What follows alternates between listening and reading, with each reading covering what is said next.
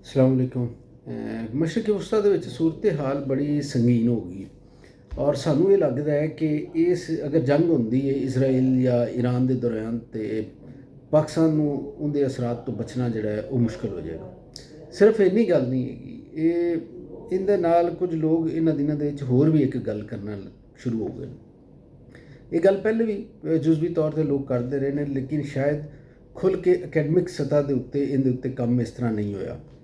ਔਰ ਗੱਲ ਇਹ ਕਿ ਜਦੋਂ ਅਮਰੀਕਾ ਨੇ ਆਪਰੇਸ਼ਨ ਕਰਨਾ ਸੀ ਸੋਵੀਅਤ ਯੂਨੀਅਨ ਦੇ ਖਿਲਾਫ, ਤੇ ਉਹਨੇ ਡਿਜ਼ਾਈਨ ਕੀਤਾ ਅਫਗਾਨਿਸਤਾਨ ਨੂੰ ਪ੍ਰੋਕਸੀ ਦੇ ਤੌਰ 'ਤੇ, ਔਰ ਉੱਥੇ ਸੋਵੀਅਤ ਯੂਨੀਅਨ ਆਇਆ ਔਰ ਫਿਰ ਅਮਰੀਕਾ ਨੇ ਅਫਗਾਨਾਂ ਦੇ ਜ਼ਰੀਏ ਪਹਿਲੇ ਮੁਜ਼ਾਹਮਤ ਦੀ ਤਹਿਰੀਕ ਸ਼ੁਰੂ ਕੀਤੀ ਔਰ ਫਿਰ ਉਹਨੂੰ ਜਿਹਾਦ ਬਣਾ ਕੇ ਪੂਰੀ ਦੁਨੀਆ ਦੇ ਜਿਹੜੇ ਜਿਹਾਦੀ ਨੇ ਉਹਨਾਂ ਨੂੰ ਇੱਥੇ ਘੱਲਿਆ ਔਰ ਉਹਨਾਂ ਨੇ ਆ ਕੇ ਫਿਰ ਸੋਵੀਅਤ ਯੂਨੀਅਨ ਦੀ ਮੁਜ਼ਾਹਮਤ ਕੀਤੀ ਔਰ ਫਿਰ ਅਸੀਂ ਵੇਖਿਆ ਕਿ ਇੱਕ ਅਸ਼ਰੇ ਤੋਂ ਬਾਅਦ ਸੋਵੀਅਤ ਯੂਨੀਅਨ ਉੱਥੋਂ ਨਿਕਲਿਆ ਔਰ ਉਸ ਜੰਗ ਦੇ ਅਸਰਾਤ ਸੋਵੀਅਤ ਯੂਨੀਅਨ 'ਤੇ ਇੰਜ ਪਏ ਕਿ ਉਹਦੇ ਟੁਕੜੇ ਹੋ ਗਏ ਔਰ ਸੋਵੀਅਤ ਯੂਨੀਅਨ ਦੀ ਜਿਹੜੀ ਤਾਕਤ ਅਮਰੀਕਾ ਨੂੰ ਚੈਲੰਜ ਕਰਨ ਦੀ ਉਹ ਖਤਮ ਹੋ ਗਈ ਔਰ ਹੁਣ ਉਹਦੇ ਜਾਨਸ਼ੀਨ ਦੇ ਤੌਰ 'ਤੇ ਰੂਸੀ ਫੈਡਰੇਸ਼ਨ ਮੌਜੂਦ ਹੈ, ਲੇਕਿਨ ਇਹ ਉੱਡੀ ਤਗੜੀ ਬਹਰਾਲ ਨਹੀਂ ਹੈਗੀ ਜਿੰਨੀ ਸੋਵੀਅਤ ਯੂਨੀਅਨ ਸੀ।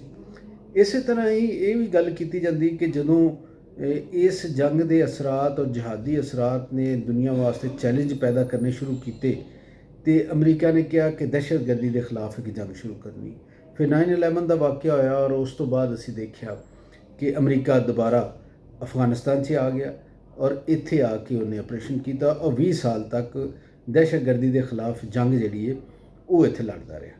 ਉਸ ਜੰਗ ਦੇ ਅਸਰਾਤ ਪਹਿਲੇ ਜਹਾਦ ਦੀ ਸੂਰਤ ਦੇ ਵਿੱਚ ਪਾਕਿਸਤਾਨ 'ਤੇ ਆਏ ਸੀ ਔਰ ਫਿਰ ਇਹ ਵਾਲੇ ਆ ਗਏ ਦਹਿਸ਼ਤਗਰਦੀ ਦੇ ਖਿਲਾਫ ਜੰਗ ਵਾਲੇ ਅਸਰਾਤ, ਅਤੇ ਪਾਕਿਸਤਾਨ ਇਹਦਾ ਪ੍ਰੋਕਸੀ ਬਣਿਆ ਰਿਹਾ ਇੱਕ ਤਰ੍ਹਾਂ ਦਾ।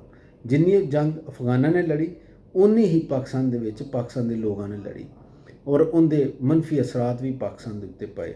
ਪਾਕਿਸਤਾਨ ਦੀ ਮਈਸ਼ਤ ਮਜ਼ਬੂਤ ਨਹੀਂ ਹੋਈ, ਪਾਕਿਸਤਾਨ ਦੇ ਸਮਾਜ ਦੇ ਅੰਦਰ ਬਹੁਤ ਸਾਰੀਆਂ ਦਰਾੜਾਂ ਆ ਗਈਆਂ ਔਰ ਇਹਨਾਂ ਤਰੇੜਾਂ ਦੀ ਵਜ੍ਹਾ ਨਾਲ ਪਾਕਿਸਤਾਨ ਉਸ ਤਰ੍ਹਾਂ ਫਲੋਰਿਸ਼ ਨਹੀਂ ਕਰ ਸਕਿਆ ਜਿਹੜਾ ਇਹਦੀ ਇਸਤਿਦਾਦ ਔਰ ਤਾਕਤ ਹੈ ਸੀ। ਫਿਰ ਅਸੀਂ ਕਹਿੰਦੇ ਹਾਂ ਕਿ ਗੱਲ ਆਈ ਕਿ ਪਾਕਿਸਤਾਨ ਦੇ ਵਿੱਚ ਕਈ ਦਫਾ ਮੁਖਤਲਿਫ ਹਕੂਮਤਾਂ ਨੇ ਫੇਸ ਕੀਤੀ ਤਹਿਰੀਕੇ ਅਦਮ ਇਤਮਾਦ, ਲੇਕਿਨ ਉਹ ਕਿਸੇ ਨਾ ਕਿਸੇ ਤਰੀਕੇ ਨਾਲ ਬਚ ਜਾਂਦੀਆਂ ਸੀ। ਇਹ ਜ਼ਰੂਰ ਹੁੰਦਾ ਸੀ ਕਿ ਉਹ ਹਕੂਮਤਾਂ ਨੂੰ ਤੋੜ ਦਿੱਤਾ ਜਾਂਦਾ ਸੀ। 58 2B ਦੀ ਸ਼ਿਕ ਦੇ ਤਹਿਤ ਉਹਨਾਂ ਦਾ ਜਿਹੜਾ ਸਦਰ ਹੁੰਦਾ ਸੀ ਉਹ ਤੋੜ ਦਿੰਦਾ ਸੀ ਜਾਂ ਫਿਰ ਫੌਜੀ ਅਮਰ ਆ ਕੇ ਤੋੜ ਦਿੰਦਾ ਸੀ। ਇਸ ਦਫਾ ਇੰਝ ਹੋਇਆ ਕਿ ਅਪ੍ਰੈਲ 2022 ਦੀ ਮੈਂ ਗੱਲ ਕਰਨਾ ਕਿ ਅਪੋਜੀਸ਼ਨ ਨੇ ਤਹਿਰੀਕੇ ਅਦਮ ਇਤਮਾਦ ਪੇਸ਼ ਕੀਤੀ PDM ਨੇ ਔਰ ਉਹ ਕਾਮਯਾਬ ਹੋ ਗਈ। ਅੱਛਾ, ਇਸ ਤਹਿਰੀਕ ਦੇ ਕਾਮਯਾਬ ਹੋਣ ਦੇ ਉਹ ਮੁਲਾਜ਼ਮਾਤ ਦੱਸੇ ਗਏ ਕਿ ਜੀ ਇਹ ਇੱਕ ਜਮਹੂਰੀ ਅਮਲ ਸੀ। ਠੀਕ ਹੈ, ਮੰਨ ਲਿਆ ਜਮਹੂਰੀ ਸੀ। ਫਿਰ ਇਹਦੇ ਜਿਹੜਾ ਇਹ ਸਵਾਲ ਆਉਂਦਾ ਹੈ ਕਿ ਤੁਸੀਂ ਬੰਦੇ ਤੋੜੇ PTI ਦੇ, ਅਤੇ ਉਹਦਾ ਵੀ ਜਵਾਬ ਚਲੋ ਕੋਈ ਨਾ ਕੋਈ ਦੇ ਦਿੱਤਾ ਗਿਆ, ਠੀਕ ਹੋ ਗਿਆ। ਲੇਕਿਨ ਗੱਲ ਇਹ ਆਈ ਕਿ ਪਹਿਲੇ ਯੂਕਰੇਨ ਜੰਗ ਨੂੰ ਲੋਕ ਸਮਝ ਰਹੇ ਸਨ ਕਿ ਇਹ ਕੁਝ ਖਾਸ ਚੀਜ਼ਾਂ ਹੈਗੀਆਂ ਨੇ ਜਿਹਨੇ ਰਿਲੇਟਡ ਨੇ ਪਾਕਿਸਤਾਨ ਦੇ ਨਾਲ ਔਰ ਯੂਕਰੇਨ ਜੰਗ ਦੇ ਅਸਰਾਤ ਦੀ ਵਜ੍ਹਾ ਨਾਲ ਪਾਕਿਸਤਾਨ ਦੇ ਵਿੱਚ ਇਸ ਤਰ੍ਹਾਂ ਹੋਇਆ। ਹੁਣ ਲੋਕ ਇਹ ਵੀ ਇੱਕ ਜਾਇਜ਼ਾ ਲੈ ਰਹੇ ਨੇ ਕਿ ਕਿਤੇ ਇਸ ਤਰ੍ਹਾਂ ਤਾਂ ਨਹੀਂ ਹੈਗੀ ਕਿ ਮਸ਼ਰਕ ਵਸਤਾ ਦੇ ਵਿੱਚ ਜਿਹੜਾ ਜੋ ਕੁਝ ਹੋ ਰਿਹਾ ਹੁਣ ਇਜ਼ਰਾਈਲ ਨੇ ਜੰਗ ਨੂੰ ਫੈਲਾਉਣਾ ਔਰ ਇਹ ਫੈਲਣ ਵਾਲੀ ਜੰਗ ਦੇ ਵਿੱਚ ਅਸੀਂ ਵੇਖਣ ਡਏ ਹਾਂ ਕਿ ਯਮਨ, ਈਰਾਨ ਔਰ ਸ਼ਾਮ, ਉਸ ਤੋਂ ਬਾਅਦ ਲਿਬਨਾਨ, ਇਹ ਤਾਂ ਆ ਗਏ, ਗਜ਼ਾ ਇਹਦੇ ਵਿੱਚ ਸ਼ਾਮਲ ਹੋ ਗਿਆ। ਬਹੁਤ ਵੱਡਾ ਇਲਾਕਾ ਜਿਹੜਾ ਇਰਦ ਗਿਰਦ ਇਸਰਾਈਲ ਦਾ ਉਹ ਸ਼ਾਮਲ ਹੋ ਰਿਹਾ। ਈਰਾਨ ਇਸਰਾਈਲ ਜਿਹੜੇ ਨੇ ਇਹ ਕਸ਼ੀਦਗੀ ਦੇ ਵਿੱਚ ਆ ਗਏ ਨੇ, ਇੱਕ ਦੂਸਰੇ ਦੇ ਉੱਤੇ ਟਾਰਗੇਟਡ ਅਟੈਕ ਹੋ ਰਹੇ ਨੇ। ਖੁੱਲ੍ਹ ਕੇ ਜੰਗ ਫੁੱਲ ਫਲੈਜ ਹਾਲੇ ਨਹੀਂ, ਅਗਲੇ ਕੁਝ ਦਿਨਾਂ 'ਚ ਕੀ ਹੋ ਜਾਵੇ ਇਹਦੇ ਬਾਰੇ ਕੁਝ ਕਿਹਾ ਨਹੀਂ ਜਾ ਸਕਦਾ। ਲੇਕਿਨ ਇਹ ਜੰਗ ਜਦ ਅਗਰ ਹੁੰਦੀ ਹੈ ਤਾਂ ਪਾਕਿਸਤਾਨ ਕੀ ਕਰੇਗਾ?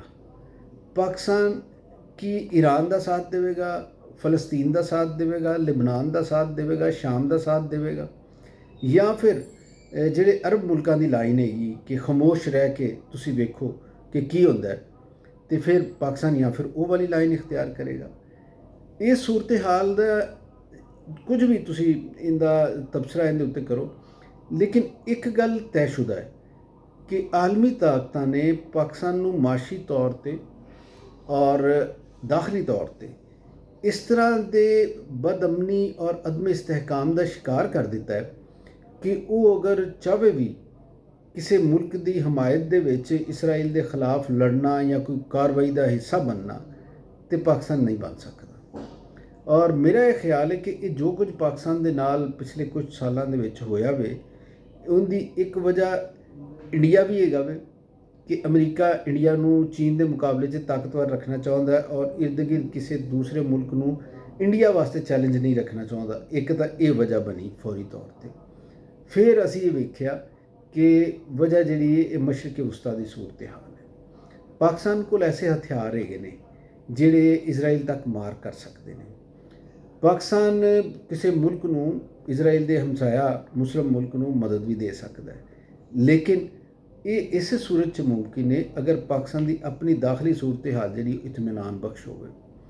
ਤੇ ਸੋ ਉਹ ਜਿਹੜੀ ਗੱਲ ਲੋਕ ਇਹ ਕਰਦੇ ਪਏ ਨੇ ਕਿ ਚੀਜ਼ਾਂ ਦੀ ਕੋਈ ਵਜ੍ਹਾ ਹੁੰਦੀ, ਉਹ ਵਜ੍ਹਾ ਤਲਾਸ਼ ਕਰਨ ਦੇ ਵਿੱਚ ਬਾਜ਼ ਔਕਾਤ ਅਸੀਂ ਫੌਰੀ ਤੌਰ 'ਤੇ ਪਹੁੰਚ ਜਾਂਦੇ ਹਾਂ। ਕਈ ਦਫਾ ਸਾਨੂੰ ਕਈ ਮਹੀਨੇ ਔਰ ਸਾਲ ਲੱਗ ਜਾਂਦੇ ਨੇ ਵਜ੍ਹਾ ਤਲਾਸ਼ ਕਰਦੇ ਕਿ ਇਹ ਵਾਕਿਆ ਕਿਉਂ ਹੋਇਆ। ਅਤੇ ਬਹੁਤ ਸਾਰੇ ਵਾਕਿਆ ਸਾਡੇ ਇਰਦ ਗਿਰਦ ਹੁੰਦੇ ਨੇ, ਸਾਡੀ ਦਿਲਚਸਪੀ ਹੁੰਦੀ ਉਹਨਾਂ ਵਾਕਿਆਤ ਦੇ ਵਿੱਚ, ਸਾਡੇ ਵਾਸਤੇ ਅਹਿਮ ਹੁੰਦੇ ਨੇ, ਲੇਕਿਨ ਸਾਨੂੰ ਸਮਝ ਨਹੀਂ ਲੱਗਦੀ ਕਿ ਇਹ ਵਾਕਿਆ ਹੋਇਆ ਕਿਉਂ। ਇਹ ਇੱਕ ਬਜ਼ਾਹਿਰ ਬੜਾ ਮਾਕੂਲ ਆਦਮੀ ਹੁੰਦਾ ਹੈ ਔਰ ਉਹਦੇ ਕੋਲ ਅਸੀਂ ਵੇਖਦੇ ਹਾਂ ਕਿ ਬੜੀ ਨਾਮਾਕੂਲ ਹਰਕਤ ਹੋ ਜਾਂਦੀ ਹੈ, ਔਰ ਜਵਾਜ਼ ਸਾਡੇ ਸਾਹਮਣੇ ਕਦੀ ਨਹੀਂ ਆਉਂਦਾ। ਸੋ ਇਹ ਗੱਲ ਹੈ ਕਿ ਇਹ ਜਿਹੜਾ ਵਾਕਿਆ ਹੋਇਆ ਮਸ਼ਰਕੀ ਵਸਤਾ ਦਾ ਜੋ ਸੂਰਤ ਹਾਲ ਹੋ ਰਹੀ, ਅਗਰ ਇਹ ਮਜ਼ੀਦ ਕਸ਼ੀਦਗੀ ਵੱਲ ਜਾਂਦੀ ਹੈ ਅਤੇ ਇਹਦੇ ਅਸਰਾਤ ਯਕੀਨੀ ਤੌਰ 'ਤੇ ਪਾਕਿਸਤਾਨ ਦੇ ਵਿੱਚ ਪੈਦਾ ਹੋਣਗੇ। ਪਾਕਿਸਤਾਨ ਦੇ ਵਿੱਚ ਐਸੇ ਲੋਕਾਂ ਦੀ ਤਾਦਾਦ ਕਰੋੜਾਂ ਵਿੱਚ ਹੈਗੀ ਜਿਨ੍ਹਾਂ ਦੀ ਹਮਦਰਦੀਆਂ ਇਜ਼ਰਾਈਲ ਦੇ ਨਿਸ਼ਾਨਾ ਬਣਨ ਵਾਲੇ ਮੁਸਲਿਮ ਮੁਲਕਾਂ ਦੇ ਜਿਹੜੇ ਲੋਕ ਆਵਾਮ ਦੇ ਨਾਲ ਹੈਗੀਆਂ ਨੇ। ਔਰ ਇੱਥੇ ਦੇ ਜਿਹੜੇ ਜਿਹਾਦੀ ਅਨਾਸਰ ਨੇ, ਅਸੀਂ ਅਗਰਚੇ ਉਹਨਾਂ ਦੇ ਖਿਲਾਫ ਬਹੁਤ ਕਾਮਯਾਬ ਆਪਰੇਸ਼ਨ ਹੁੰਦੇ ਰਹੇ ਨੇ, ਉਹਨਾਂ ਦੀ ਕਮਰ ਤੋੜ ਦਿੱਤੀ ਗਈ ਹੈ, ਲੇਕਿਨ ਕਿਤੇ ਨਾ ਕਿਸੇ ਸਤ੍ਹਾ 'ਤੇ ਉਹ ਲੋਕ ਫਿਰ ਵੀ ਹੈਗੇ ਨੇ ਜਿਹੜੇ ਰਿਆਸਤ ਪਾਕਿਸਤਾਨ ਵਾਸਤੇ ਵੀ ਮਸਾਇਲ ਪੈਦਾ ਕਰਦੇ ਰਹੇ। ਫਿਰ ਉਹ ਲੋਕ ਜਿਹੜੇ ਨੇ ਉਹ ਕੀ ਕਰਨਗੇ? ਫਿਰ ਪਾਕਿਸਤਾਨ ਔਰ ਅਫਗਾਨਿਸਤਾਨ ਦੇ ਜਿਹੜੇ ਸਰਹੱਦੀ ਇਲਾਕੇ ਨੇ, ਇੱਥੇ ਗੜਬੜ ਹੈਗੀ, ਇਹ ਲੋਕ ਕੀ ਕਰਨਗੇ? ਸੋ ਬਹੁਤ ਸਾਰੀਆਂ ਜਿਹੜੀਆਂ ਸਵਾਲ ਨੇ ਨਾ ਉਹ ਖੜੇ ਹੋਏ ਨੇ, ਔਰ ਇਹਨਾਂ ਸਵਾਲਾਂ ਦੇ ਜਵਾਬ ਕੌਣ ਦੇਵੇ? ਸਾਨੂੰ ਉਹ ਫੇਸ ਵੀ ਨਜ਼ਰ ਨਹੀਂ ਆਉਂਦਾ ਕਿ ਜਿਹੜਾ ਸਾਨੂੰ ਆ ਕੇ ਦੱਸ ਦੇਵੇ ਕਿ ਇਹ ਸਵਾਲਾਂ ਦੇ ਇਹ ਜਵਾਬ ਨੇ, ਔਰ ਸਾਨੂੰ ਤਸੱਲੀ ਹੋਵੇ ਕਿ ਪਾਕਿਸਤਾਨ ਦੇ ਜਿਹੜੇ ਮੁਫਾਦਾਤ ਨੇ ਉਹ ਇਸ ਸੂਰਤ ਹਾਲ ਦੇ ਵਿੱਚ ਮਹਿਫੂਜ਼ ਹੋਣਗੇ।